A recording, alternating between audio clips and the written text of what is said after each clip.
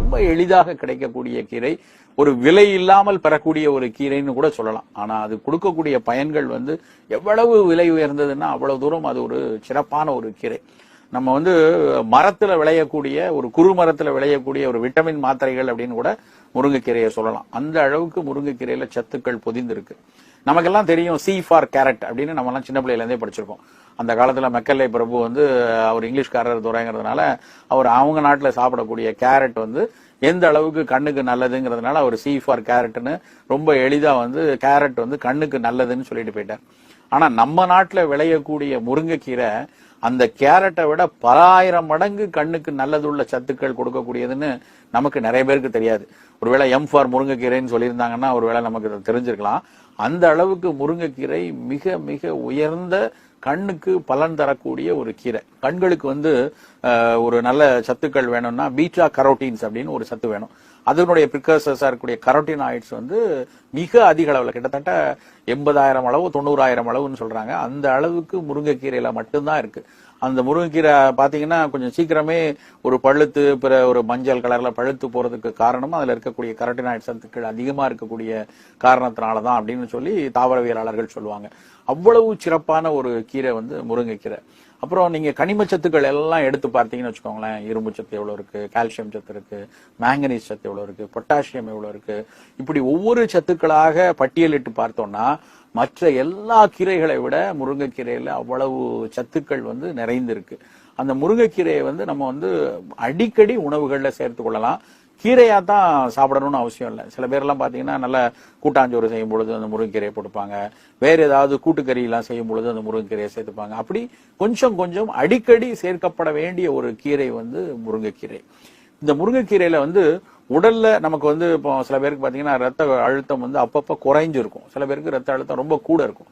ரத்த அழுத்தத்தை சீராக வைத்திருப்பதற்கு, கூடியவர்களுக்கு குறைக்கிறதுக்கும் குறைஞ்சு போனா அதை சீராக வைத்திருப்பதற்கும் ஆன ஒரு கீரை வந்து முருங்கைக்கீரை மட்டும்தான். குறிப்பா ரொம்ப ரத்த கொதிப்பு இருக்கு, நான் தினம் வந்து ரத்த கொதிப்புக்கான மாத்திரை எடுத்தாக வேணும்னு எங்க மருத்துவர் சொல்லியிருக்காங்க அப்படின்னு இருக்கிறவங்க உணவில் அதி முக்கியமாக எடுத்துக்கொள்ள வேண்டிய ஒரு விஷயம் வந்து முருங்கைக்கீரை தான். முருங்கைக்கீரையை வந்து நல்லா ஒரு சூப்பு மாதிரி போட்டு முருங்கைக்கீரை நல்லா வேக வச்சு தண்ணீரோட வேக வச்சு அந்த தண்ணீரை வெளியேற்றிடாம அதுலயே நிறைய தனியாக சின்ன வெங்காயம் வெள்ளைப்பூண்டெல்லாம் சேர்த்து போட்டு அந்த சூப்பை வந்து காலை உணவோட சேர்த்து எடுத்துக்கிட்டோம்னா நிறைய பேருக்கு அந்த ரத்த கொதிப்பு குறையறத இன்னைக்கு அறிவியல் பூர்வமா பார்த்திருக்காங்க. சில பேர் முருங்கைக்கீரை இடிச்சு அந்த சாரோட சேர்த்து அதை கொஞ்சம் நல்லா பக்குவப்படுத்தி குழம்பு மாதிரி வச்சு கூட சாப்பிட்றவங்க இருக்காங்க. முருங்கைக்கீரை சூப்பு வந்து நிச்சயமாக ரத்த கொதிப்பு நோயாளிகள் அன்றாடம் சாப்பிடப்பட வேண்டிய ஒரு விஷயம். இது வந்து பித்த கிருகிருப்பையும் போக்கும்.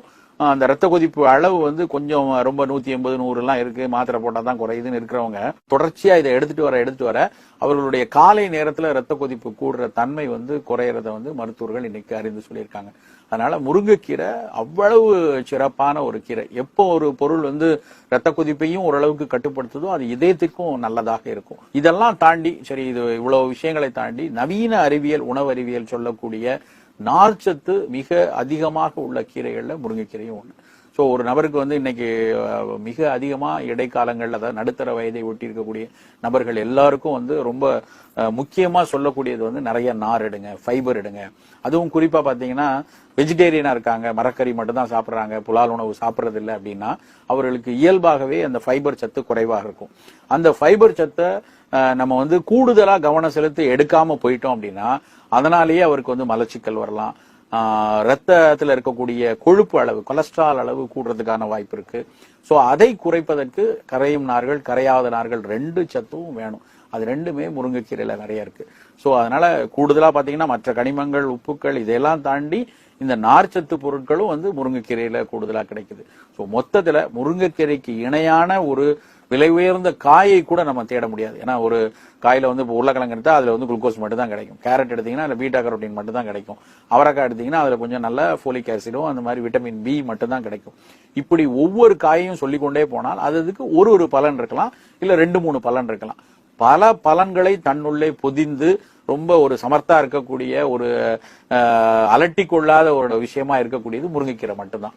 அதுக்கு பெரிய விலை கிடையாது, ஆனாலும் அது அவ்வளவு ஒரு நல்ல விஷயங்களை வந்து இந்த முருங்கைக்கீரை செய்யும். அதனால கண்டிப்பாக முருங்கைக்கீரையை வாரத்துக்கு 2 நாளும் 3 நாளும் நம்ம பயன்படுத்திட்டு தான் வரணும். ஆனா இன்னொரு விஷயம் என்னன்னா, அதே முருங்கைக்கீரையை வந்து ரொம்ப தயிரோட சேர்த்து சாப்பிடுறது நல்லது கிடையாது. இரவுல சாப்பிடுறதும் நல்லது கிடையாது.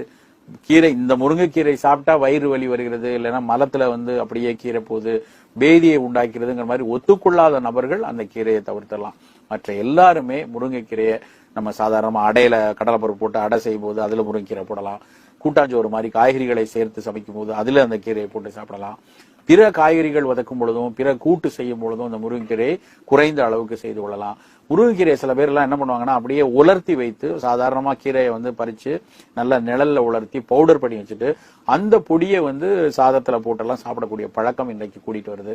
அப்படி செய்யலாம். எல்லாத்துக்கும் மேல ஒரு விஷயம் என்னன்னா, இன்றைக்கு வந்து மிகப்பெரிய அளவுல முருங்கைக்கீரை ஏற்றுமதி ஆகிறது. அதனுடைய விட்டமின்களுக்காக, அதனுடைய உப்புக்களுக்காக ஒரு சத்தான ஃபங்க்ஷனல் ஃபுட் அப்படின்னு சொல்லுவாங்க. அதாவது உடலுக்கு மிக ஆரோக்கியம் தரக்கூடிய உணவாக.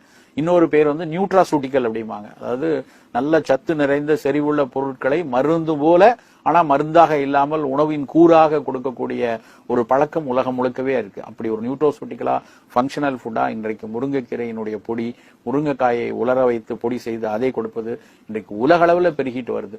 அப்படி ஒரு மிகச்சிறப்பாக போற்றக்கூடிய முருங்கைக்கீரையை நம்ம வந்து அன்றாடம் உணவுல எடுத்துக்கொள்றது நம்ம ஆரோக்கியத்திற்கு